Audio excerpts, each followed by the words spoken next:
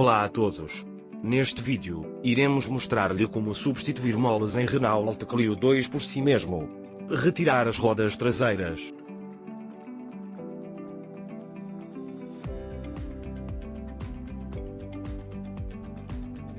Use um macaco hidráulico para a caixa de transmissão.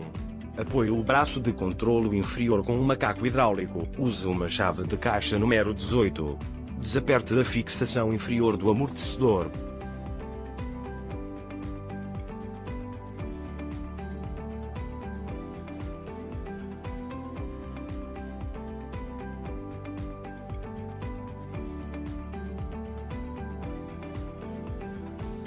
Use uma pé de cabra.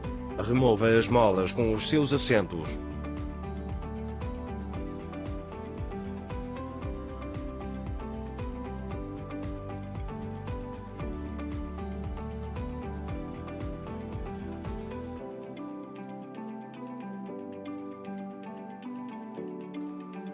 Instale a mola espiral e assentos.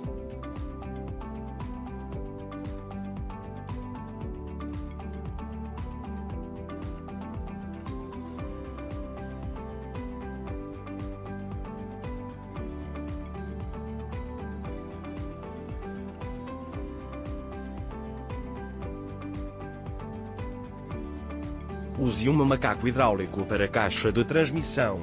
Apoie o braço de controlo inferior com um macaco hidráulico.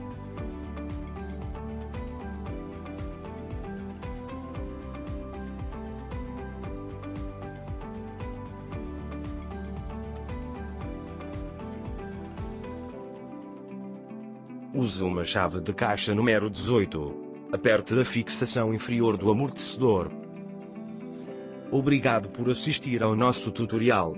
Subscreva-se no canal da Autodoc e não perca os novos vídeos. Se gostou deste, clique no botão gosto e compartilhe com os seus amigos. Tenha um bom dia.